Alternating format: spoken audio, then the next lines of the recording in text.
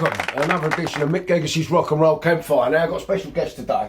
He's an old mucker of mine, fellow Canning Town boy, and one of the greatest guitarists the East End ever produced, Mr. Dennis Stratton, ladies and gentlemen. That's a big intro. Thanks, mate. That's brilliant, mate. It's worth all the driving over here, that was. It's well meant, mate. Right then, let's kick off this episode. Let's start off with your influences, your early guitar influences, and your first guitar. How did that come about? What sparked your interest? Well, as I say, up to 16 we would try and play football. I wasn't good enough. Did the old trial for West Ham boys. At the time, Beatles, got to be the Beatles and the Stones. All big influences on me. Watched when I was 11, 12, 13, growing up, watched all the films. But then 6 of us from Canning Town decided to go to Jersey for a week's holiday. Yeah. Never been away on our own before. So 6 of us went away, and while we were over in St Helier in Jersey, my mate went to me, when I get back, he said, I'm selling me guitar. I went, oh, what guitar is it? He said, I don't know. It was a Burns, big one, like a 335 shape, semi-acoustic, Sunburst. And I was working in the docks at the time because I left school at 14, went into marine engineering, and I was earning good money. I'd never thought about playing the guitar. So when we got back, I said, oh, I'll buy that guitar off you. So of course, I had it at home in the bedroom, couldn't play it. And started watching Power Pack at the Bridge House with Terry Newman. Yeah. And you sneak in, get a light and beer and hide in the corner and just watch him play. And I remember staggering home, because our old house, the old bombed houses, we were around Clarence Road, which was at the back of the Bridge House. Yeah. And I remember crawling home, staggering home a couple of nights, thinking of this song I had in my mind, in my head. It was Morning Dew. Walk me out in the morning dew. And I remember that little riff he played. So I got home and I was mucking about with it, and I just got used to picking it up and playing. And the more I went down there, Tuesdays, Thursdays, Fridays, Saturdays and Sundays, I watched more and more, got home and picking it up and just playing single notes, Mick. You know, just tunes, like little riffs and Sunshine of Your Love. One string, and then all of a sudden I started watching how he played the chords and slowly built up. And once I got the bug, that was it. And well, that's it. Yeah, you're either in or you're out. Yeah, it was like every day. When I got home from work, I'd be in the bedroom, and the old man used to go, "You going out?" "No, I just have a little go on this." And the worst thing was we had a little record player, because no computers then days, was there? Thank God. So to learn something of, say, "A Whole Lot of Love" by Led Zeppelin, I'd have to put the needle on, and then it'd burn out, and then do it again. And then scratch the record, so I'd put pennies on the top of the needle, roll it down. We're all the same, mate. Exactly the same. Yeah. Exactly the same. So that was the very first time I got the guitar, 16, yeah. Yeah. So it ended up, it started off, we should say, with Davey Edwards and everybody's favourite RDB. How did that come about? Well, before RDB, many years before, when we were learning to play, because Dave lived down Silverdown Way and I lived on the other side of the roundabout, behind the Bridge House, we used to go down to the Windsor Castle in Silverdown Way, as you know. And they had a hall at the back and a hall upstairs. And he was rehearsing down there with March Hares, and I was upstairs with a little Keithy Lewis, which was Linda Lewis's younger brother at the time when she had the hit singles. Yeah. And I could hear them practicing and they would hear us practicing, and I thought, well, they sound pretty good. And then as it went on, we put Wedgwood together and he put Uncle Sam together. Yeah. We still didn't actually get together and playing until we both got gigs at the Bridge House with Terry Murphy and at the time Johnny Murphy, before he moved and Terry took it over. Yeah. And we were doing Wedgwood, he was doing March Hares and Uncle Sam. And in the end we went, look, Dave, why don't we just put a band together and do our own material instead of just doing all covers? And that was when we had a chat with Terry Murphy and said, look, we're resident here as Wedgwood, one night a week. If we put a band together, you got a gig for us. He went, yeah. So we put the word about in the Bridge House, because we always get a good crowd down there, everywhere, same as you lot. And then the next minute, we put RDB together in 2 weekends, and went up there with about 10 songs, and the place was packed, and that's how it all started at the Bridge House with RDB. Yeah, and it's still going. Yeah, well, once a month, once every couple of months, we get a reunion. Yeah, it's great. And I'll tell you now, if you see RDB, Dennis, Dave, and It's now Lowe and Martin. Lowe and Johnson. Martin, Yeah. like on bass and drums respectively. You won't have a better night all year. Go and see them. Brilliant band. Yeah, we have a little reunion once every 2 and it's worth checking out, I tell you. Yeah. Definitely. So is this true? It was after seeing RDB at the Bridge House, Steve Harris came and he headhunted you for Maiden. Well, yeah, it is half and half. Him and Dave used to come up every Sunday night, halfway through the RDB gig. Now, whether or not they'd been rehearsing with Maiden or they were somewhere else, but they used to turn up always for the second half on a Sunday night. And I always remember Steve getting a leather jacket but a West Ham scarf. Yeah. Always used to say hello and all that, you know. And they used to come in, and then it was only I was working on a building site at Stratford while still playing with RDB, and Lorraine, Steve's girlfriend at the time, we got on a bus and she said, "You're Dennis, isn't you?" I said, "Well, yeah, well, Steve and the band are trying to get hold of you, but no phones then, you know, we didn't have a phone at home. How can we get in touch with you?" And I said, "Oh, and give you my address." And about a week later, I was indoors, and a telegram come through the door. You know, the old telegrams? Yeah. And I've still got it framed. And it just said, "R.E. Iron Maiden, ring Rod Smallwood on this number." And I rang it and I said, "What's the situation?" And he said, "Well, the band's just signed a deal with EMI. There's only, well, I didn't know at the time, they didn't have a drummer and they didn't have another guitarist, just Steve, Dave and Deanna on vocals." Yeah. And he said, "They want to meet." So I rang this number and he went, "Meet us at the ship in Wardour Street along by the Marquee, our old drinking hole." And he said, "Come there." I met Steve and Dave and we had a long chat. They gave me a cassette of the Soundhouse tapes, and it turned out they'd signed a deal with EMI, and EMI and I suppose the manager weren't happy with the drummer and the other guitarist, so they got rid of them, which left Dave and Steve and Deanna, and I went in got the Soundhouse tapes, and we had a long chat about the two guitars, because as you know, most of the bands I've worked with are always two guitars and also harmonies. Like Wishbone Ash, you know, years ago when we used to listen to them. Yeah. And so it was one of them things where they were interested because to make the songs sound bigger, more production, bigger production, more interesting, not so punky. Yeah. Because they were a little bit punky. Well, they were, because I heard the first demo. I mean, we signed to EMI about the same time. That's right, yeah. I remember Chrissy Briggs, I believe, who signed you. He said to me, "We're signing a band from around your way." And I went, "Who's that?" He said, "Iron Maiden." I went, and he went through, and I went, "There's only one from around our way." I said, "There's Dennis." I said, "The others are fucking Essex boys." Yeah. Well, Leytonstone and all that, moving out. Moving out. So I said, and he played the demo of Running Free. Right. And I remember saying, I went, "That's not what I expected. That's punkier than I expected." Yeah. So you was literally brought in to smooth that out. A lot of the songs, like, you know, Sanctuary, you know, it was more. It was very, very punky, but raw as well with Deano's voice, because Deano didn't have much of a range. No. The high range. Yeah. So basically, I got the tapes, and I thought, well, you know, that these could be worked on. I did a lot of work at home. Took the songs down to Hollywood Studios in Clapham, and we did a few of them, like Iron Maiden, Prowler, put the harmony guitars in, and they were over the moon. Yeah. And then I just said to them, I'm not being silly, I said, I noticed you got a drum kit there with no drummer. I went, "No, we ain't got a drummer at the moment." I said, "Oh, okay." So two drummers I had in mind was Johnny Richardson from RDB, but his ears couldn't handle the volume. And Clive, I bumped into Clive over at the Fleece at Wanstead Flats, the pub.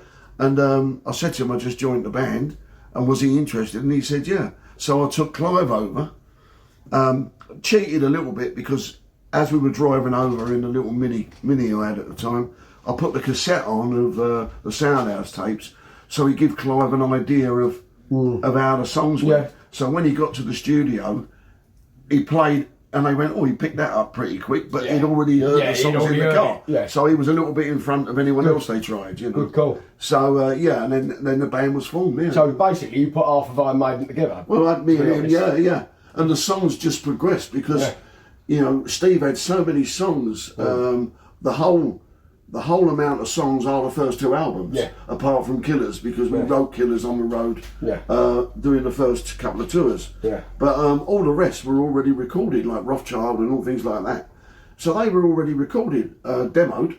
So all I had to do was sit, listen to them with the old cassette player, and run through them, put the harmonies in where they needed to go, you know. Brilliant. So that made the songs more interesting. Yeah, totally more interesting. Yeah. So obviously, debut album, Iron Maiden. Then there was a single, Women in Uniform, which didn't make it onto the album, did it? I believe. No, and I don't know why we did that. It was down to Zomba Publishing. Oh, right. Zomba, Ralph Simons, he knew the band that did that, Women in Uniform. But I don't know why, because we had so many songs in the background that could have been a single. Do you remember doing your first Top of the Pops performance and running through? Yeah. Oh, that was funny, yeah. Because we, as you know, we did it live. And when we got there, because they'd never had anything above 2 dB in that studio, never. you know, it was everything's hush hush, you know what I mean? They walk around with their house slippers on. And then we got there, and as soon as Clive hit the drum, they all come running out of the control room. What's going on? There's a bomb gone off. No. So we spent a half hour with toilet rolls and tea towels putting all over Clive's drum kit. And then the lucky thing was, me and Dave, the guitarists, we had amps. I think they were H&H amps, but we had the amps that were master volume and gain. So I went to Dave, look, if we turn the gain right up, number 10, put the master volume on number 2, put the guitar in, and it was like a transistor radio. So it was nice and quiet. But the funniest thing was, everyone mimed on Top of the Pops, but we wanted to do it live. But over the other side of the studio, there was this podium, and we could hear.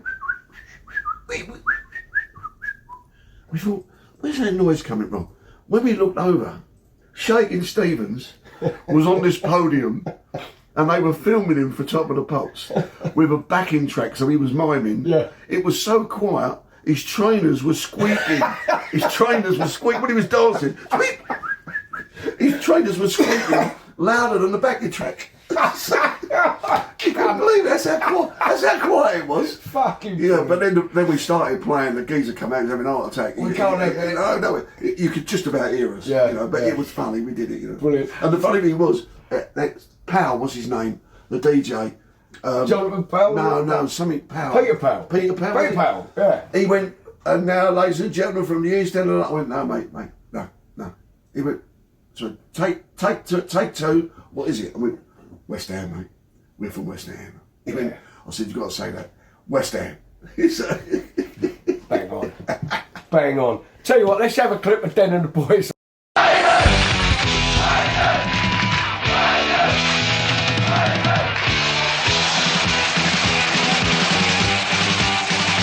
Friday night at the Marquee, and East End rock band Iron Maiden are playing the second of 3 nights at the club. These gigs, at the end of a gruelling concert hall tour covering 40 venues, are by way of a thank you to their delirious fans.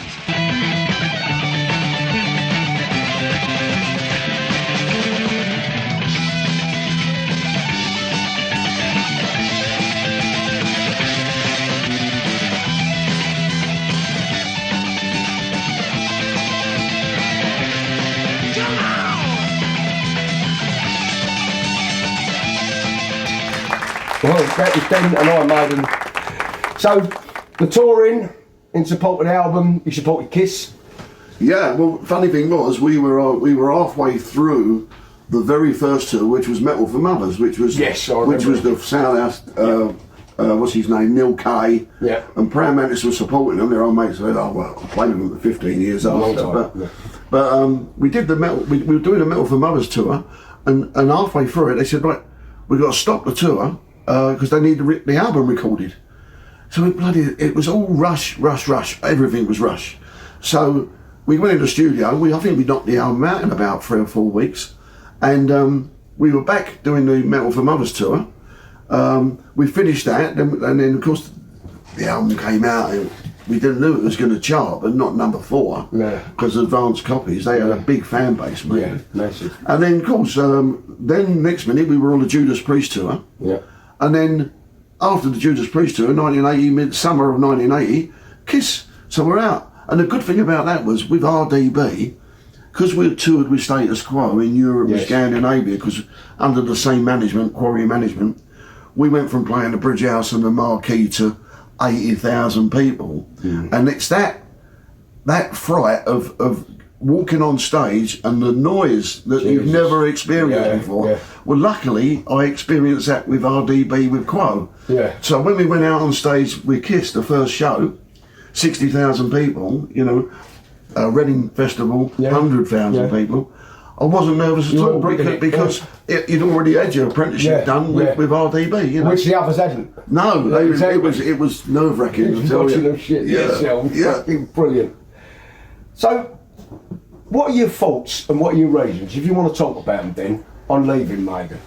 Well, it wasn't a case of leaving, it was a case of Rod Smallwood just not happy with the way I lived my life. Like, for instance, we were on the Judas Priest tour, and I had a wife and child at home. But I was 4 or 5 years older than the rest of them. So he made it a point of picking on me all the time. And you know what we're like from where East and Canning Town. You know, what's wrong? What do you keep digging me out for? And all that. And first of all, it was like, when we get back after the tour, I want everyone in the hotel. I want to go home and see me wife and child. No, you can't do that. And in the end, I started taking it a little bit personal. And, don't blame me. No, and then on the Kiss tour, we're in Italy, and he wanted people to wear black leather jackets and black leather trousers, and all that. I went, it's 90 degrees, Rod. You know, I want to wear a pair of shorts and all that. And it got a little bit personal because I always took a little cassette player with me and 2 little Kenwood speakers and set them up in the hotel room. And I used to play stuff like Little River Band, Eagles, a lot of White Snake, that sort of thing. A lot of George Benson, you know, just to relax. And he come past the room once, and I had the Eagles on, and he went absolutely potty, and he was saying, you can't, people, if they know you're going to listen to that music. Oh, for fuck's sake. And I went, hold it, Rod. I said, I'm not doing my job properly. He went, yeah, nothing wrong with the work. He said, the guitar, the vocals, everything is fantastic. He said, but, and then, because on the Kiss tour, everyone's in a car, 2 cars, or in a bus. And I used to like disappearing. Like, we got a couple of days going through Italy. I used to jump in with the crew, or the roadies, or the lighting, and sit in the lorry. Because you got more in common with them. Yeah, just for a laugh. I get it. And then when I get to the gig, he went, so you didn't want to travel with a band then? I go, no, nothing wrong with that. I said, Rod, if you put 6 blokes together, 5 blokes together, in a room, every day, there's going to be rows. Someone's going to go stir crazy. I said either a hangover, tiredness, hungry, someone's going to have a little bit of a problem, and it's going to kick off, right? 100%. And I said they'll end up rowing and not talking to one another. And I said, at least if I turn up, I've got something to talk to them about, because where I've just been the whole day travelling through Italy or through France, you got things to talk about. And so it got worse and worse, and then when we near the end of the Kiss tour, we did the Women in Uniform video at the Rainbow, and I knew something was up because I'm hardly in the video. It's just I'm on the side. I got you. And then when we went up to the office, I said, "Look, Roddy, it ain't worth arguing about it." He went, "Look, we just don't think that you want to be part of the band." I said, "What? Because I don't sit in a car with them for 12 hours a day? Because I don't sit, you know, in a room with them talking for 8 hours a day? And the music I listen to, if I listen to Motorhead 24 hours a day, what would my ears be like?" Exactly. So I said, give me a break. Anyway, he wasn't backing down. I said, it's not going to work. So I shook hands and I just walked out. You walked. Yeah.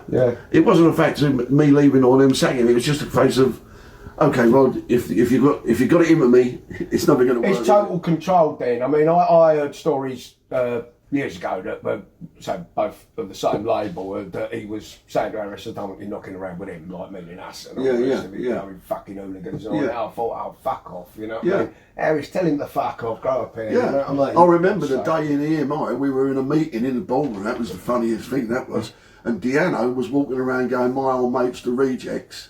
And I'll never forget it, it was like it was yesterday. I'm sitting there, it's all quiet in the ballroom, all of a sudden the door comes flying open. You and the boys come in, Vinny's up the front. Vinny's come walking, he went, oi, Den, you tell that fucking Deano he ain't no fucking mate of mine. Stop telling everyone he's our mate. I went, all right, Vin. He ain't no fucking mate Mate of about mine, it. yeah. Well, he was right. Yeah. So, any regrets then? Or No. it went and that's it? No, I'm proud of being in that band for the 2 years I was there, and being nominated twice in 2 years running. Rock on My Wall of Fame. Yes. I'm proud to be part of an iconic album that's stood the test of time, the first album. And also, if you listen to the last 20 albums or how many albums they've had made or recorded, it's all harmony guitars. Yeah. So I'm glad that I took that style into the band.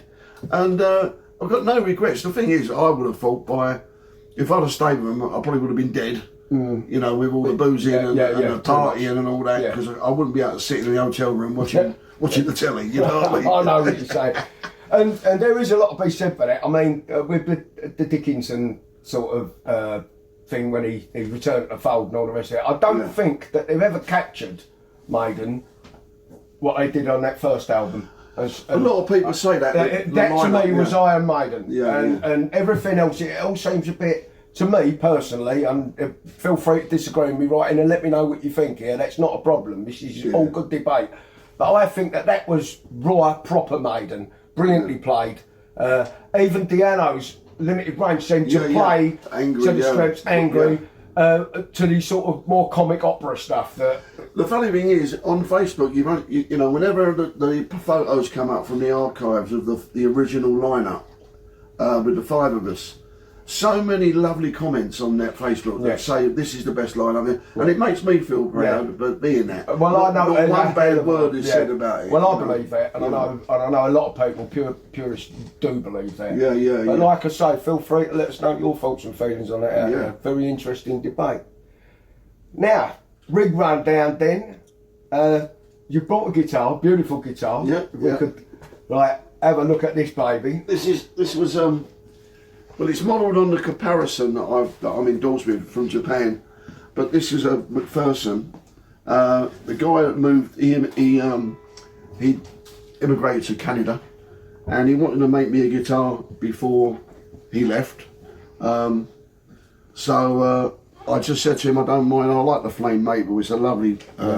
He put me initial D in all the inlays and the signature at the end, and it's one of them things that he wanted to do for me. I just said to him, take one of the comparisons because they're all exactly the same.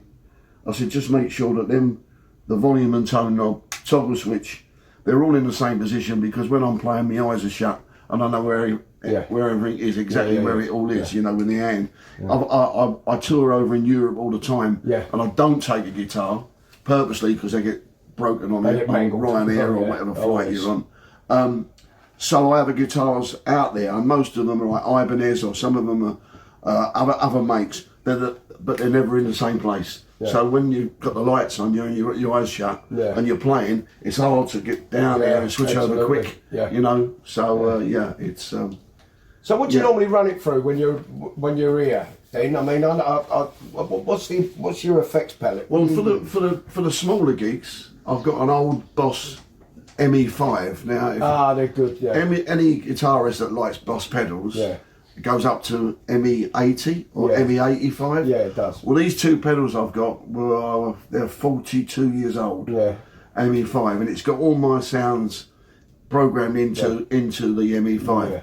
But when I'm touring with Lionheart, or when I'm doing any shows in Europe, which is bigger shows, it doesn't matter. I don't use an amp. I use the Helix Stomp. A little Helix Stomp. That's it. And I have a blue guitar, like a Blug amp, which fits in the hand luggage perfectly. Brilliant. And all I have is two cabs out there. That's it. I don't have to have an amp, because all I do is, just the Blug acts as a power amp as well. So you 2 412s, put the Blug on top of the speaker, run a cable into the Stomp. The Stomp's got all my settings like the ME5. And it's so much easier to carry in a hand luggage. The Helix Stomp's that big, the Blug's that big, sits in there. And then I haven't got to worry about when I get to a gig in Italy or France or Germany or Holland, wherever, and they say, "Oh, we've got you this amp," and I go, shagged out 900 series or something. With no effects loop on it to run the Stomp, because you need a power amp. You don't need the EQ. That's so that's why I take the Blug. So the two little pedals go in my hand luggage, and I get my own sound every night. Every night, that's perfect. Which is pretty much what I do. I've got the Seymour Duncan power stage thing, and and I run that into my motor pedals. So. Yeah. It's a lot easier. Then all you're using is a couple of leads and a power cable. That's it. You know. Can we have a listen, then? Do you mind? Yeah, I've brought along a little cube. I've had it for years. It's great for like knocking about indoors, and I used to stomp at home for recording because I'm doing the guitars for a line-up new album now. Oh, you're doing the line? Yeah. Right, we'll get to it. I'm having a break today from doing solos. Yeah. So I brought this along because it's has such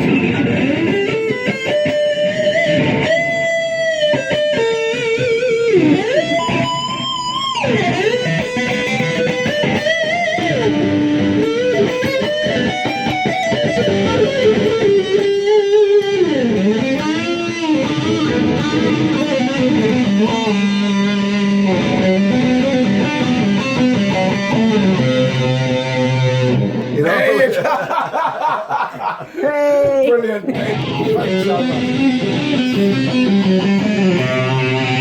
Yeah, brilliant. Yeah, that's an old one. Yeah, but yeah, it's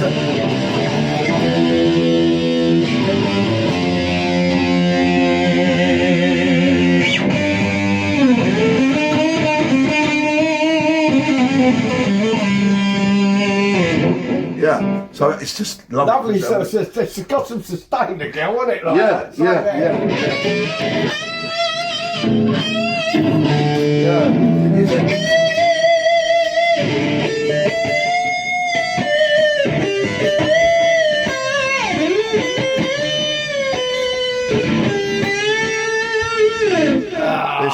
It's got that mellow sound, you know. Then Stratton knows, gentlemen.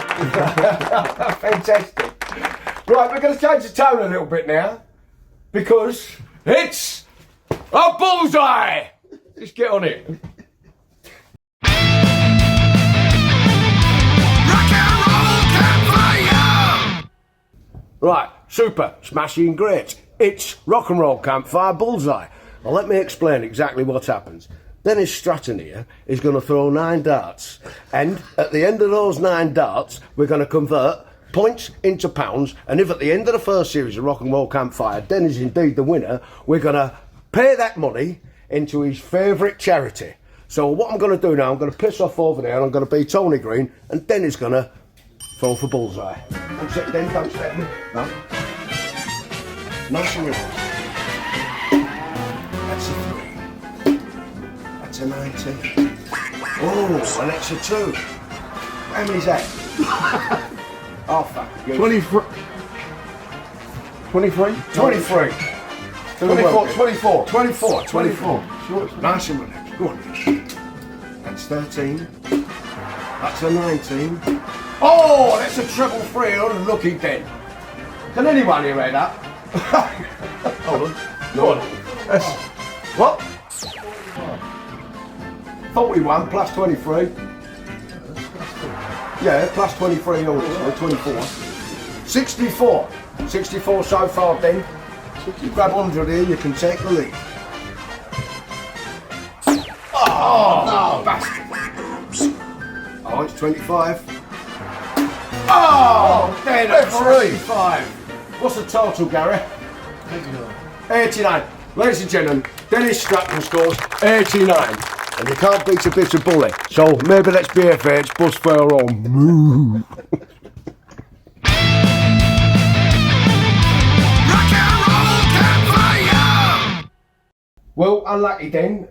2 darts out the ball. Yeah, hit the bullseye as well. Hit the bullseye. Come out. I think old Reardon's reckon would have tumbled there. You put something on that. Yeah, I reckon so. Next series then, because we got heavy back. Lovely. We love heavy back. Yeah.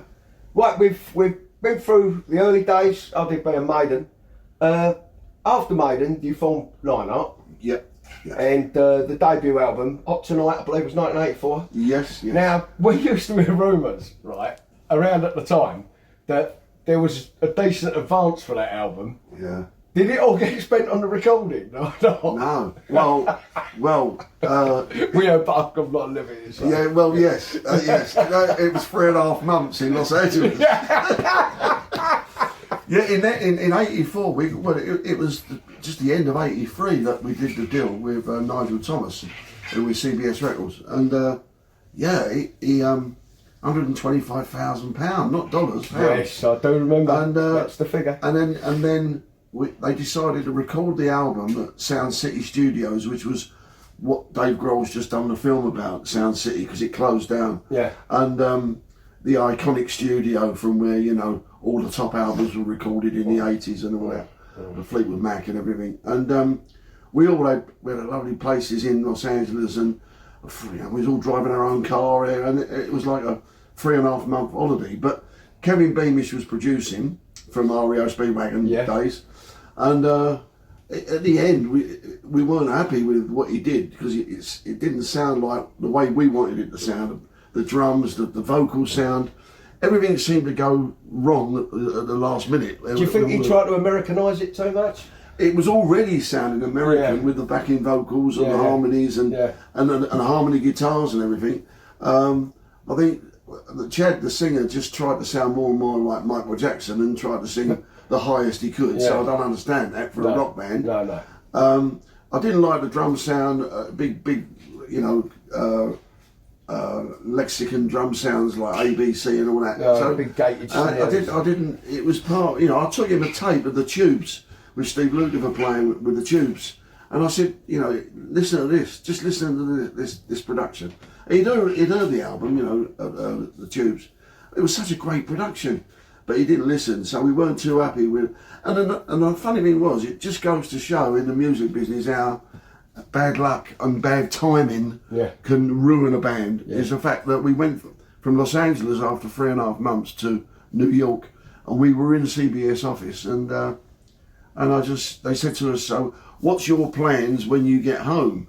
And I said, well, I'll tell you what we don't want to do when we get home is sit on our asses and don't do anything.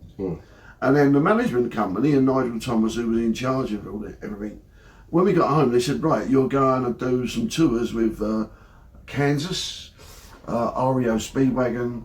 There was another band, I'm trying to think, it wasn't Foreigner or Journey, which was our favourite bands, but it was one of them bands.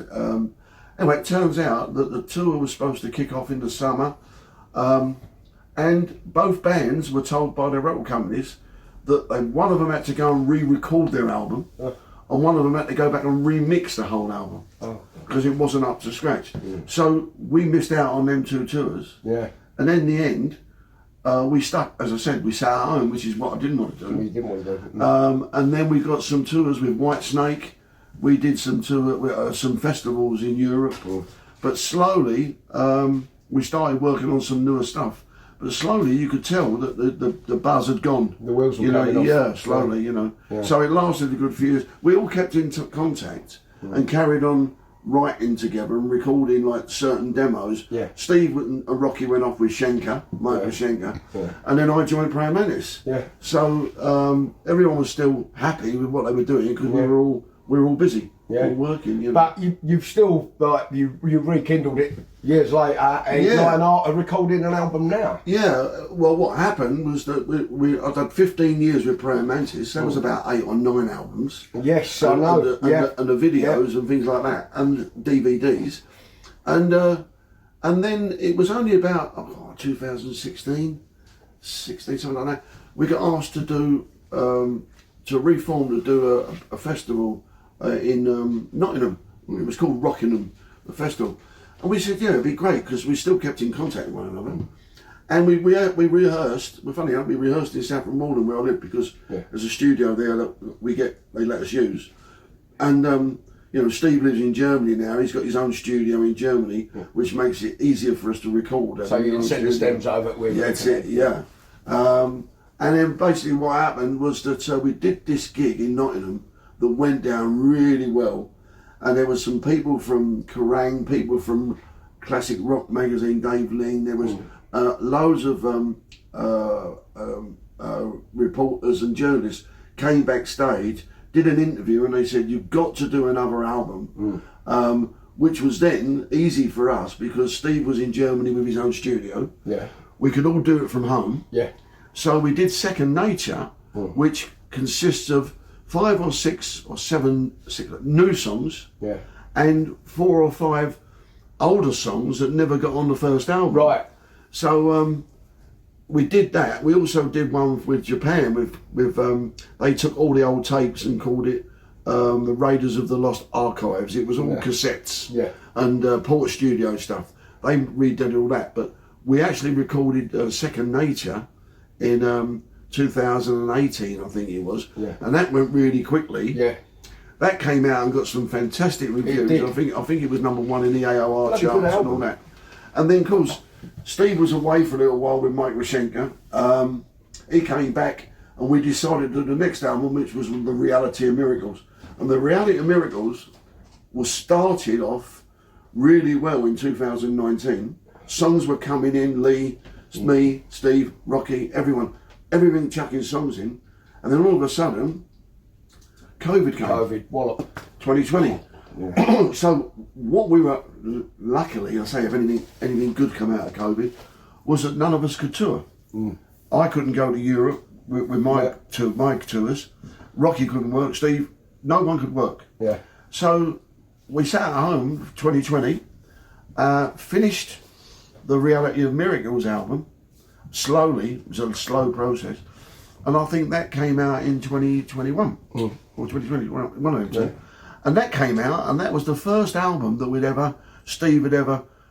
He had new stuff for the studio, new plugins, new effects. Yeah. Everything was being upgraded, and the album sounded great. Yeah. And then after that, COVID was finished, and everyone went back out on tour. Yeah. So this new album, which is Lionheart 5,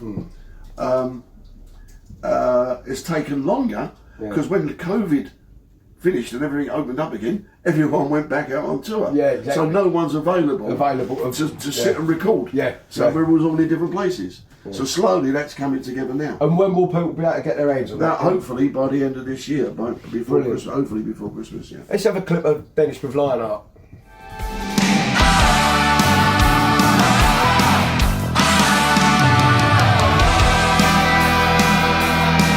It was late at night on the open road, speeding like a man on the road, and after time spent preparing for the journey. It's closer now and the search is on, reading from a map in the mind. Yeah, it's that ragged hill and there's a boat on the river. When the rain came down, he heard a wild dog howl. There were voices in the night. Don't do it. Voices out of sight. Don't do it. Too many men have failed before. Wherever you go, don't pay the ferryman. Don't even fix a price. Don't pay the ferryman until he gets you to the other side.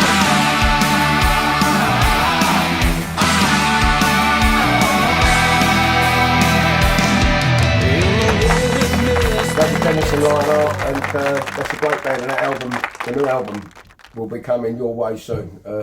Honestly, look out for it. This one heck of a band. Always was, always will be.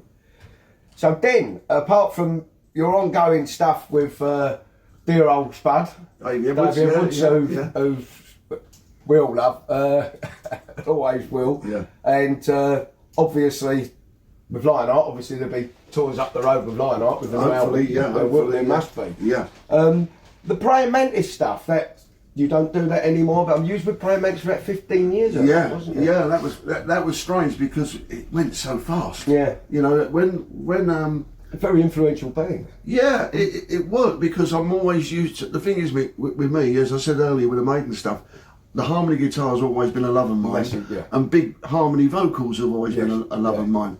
So from Lionheart to Praying Mantis was me, Rocky and Steve Lionheart, me, Tino and Chris, Praying Mantis. Yeah. So it's the same trio. Yeah, it's all interlocked. All three vocalists and two guitarists. Brilliant. And so the bands do sound similar. Yeah.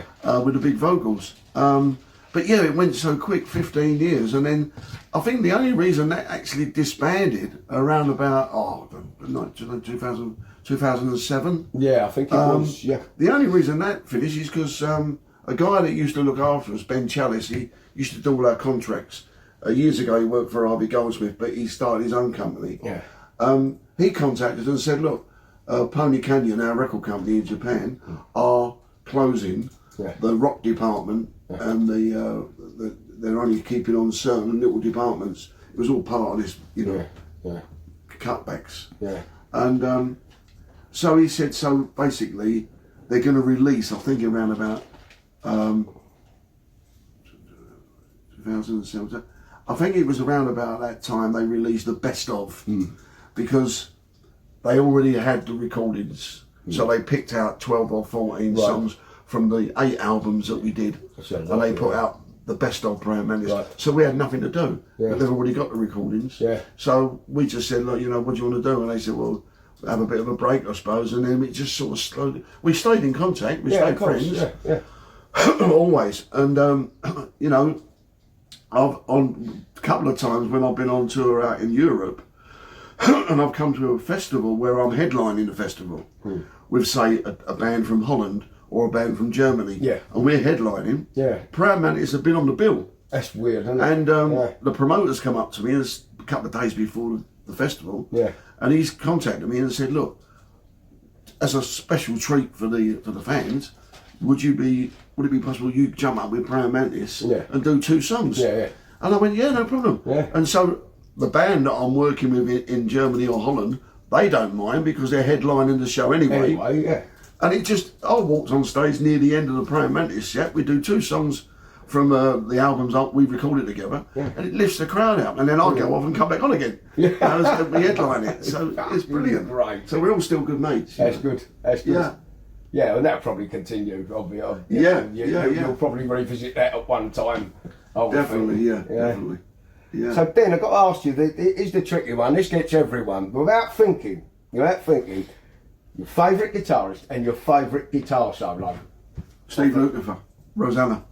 I knew he was going to say that. I knew he was going to say Steve. Well, to be honest, the last solo on Rosanna, or the solo on Lionel Richie, Running with the Wind. Lukather's for me has been an influence since late 70s. Yes. And so it's it's one of he's a great player, beautiful tone, just everything about him. It's one of them things that he can play with anyone.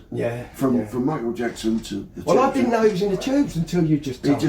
He sessioned with them. He's incredible. But he can play anything from Barbra Streisand. If you read his book, Gospel According to Luke, go to the back. There's about 50 pages of all the artists he's recorded with, and all the albums he's done. Incredible. He can work with anyone, and if you listen to some of the film scores, the Aladdin or the King or whatever the films in there. He's got that beautiful solo in it. Well, I mean, I love the David Lynch version of June.